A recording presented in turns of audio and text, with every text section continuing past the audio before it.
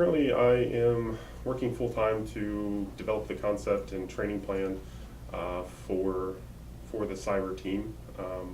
My primary role is to coordinate with resources at the national level and use our force structure and training model to address the national needs and also the needs of the state of Missouri and the region.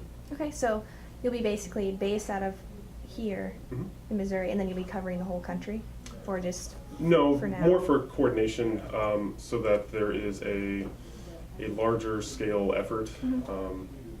The cyber team's role is both local, state type cyber defense, but also to be able to coordinate with a larger scale effort in the event of a major cyber event.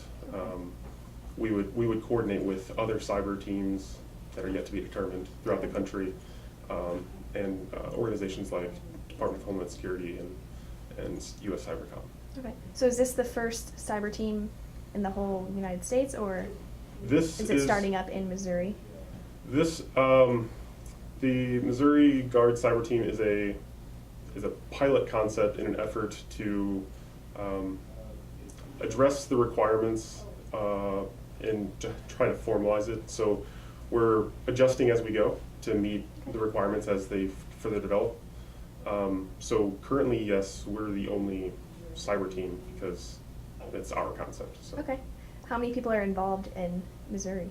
The team consists of 26 positions. We are still currently filling them, but we're getting pretty close to being full. So when would this start? When would you start working together? Well, I mean, we're already training and working together. This has evolved out of a previous concept called the Computer Network Defense Team, which every state and territory National Guard has one, and it's authorized up to 8 people on that team, but most states tend to have 4 or 5 positions allocated towards that. Okay. So we grew out of a 7-man team into a 26-person team. Wow.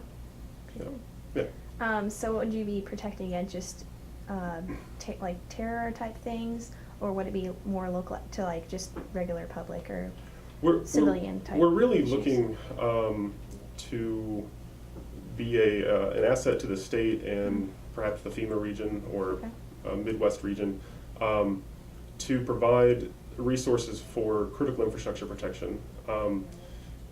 The biggest key to a successful cyber defense is the information sharing and being just cooperating to work together. And so currently our strategy is to get involved with the state government and the critical infrastructure providers in the private sector to better address the threat before any sort of major event occurs. In the event of some sort of major cyber incident, we would be at the governor's call to address how he sees fit. Okay. Yep. Cyber defense is growing increasingly more important, and the scope isn't really widely understood by a lot of people in both the public sector or private sector.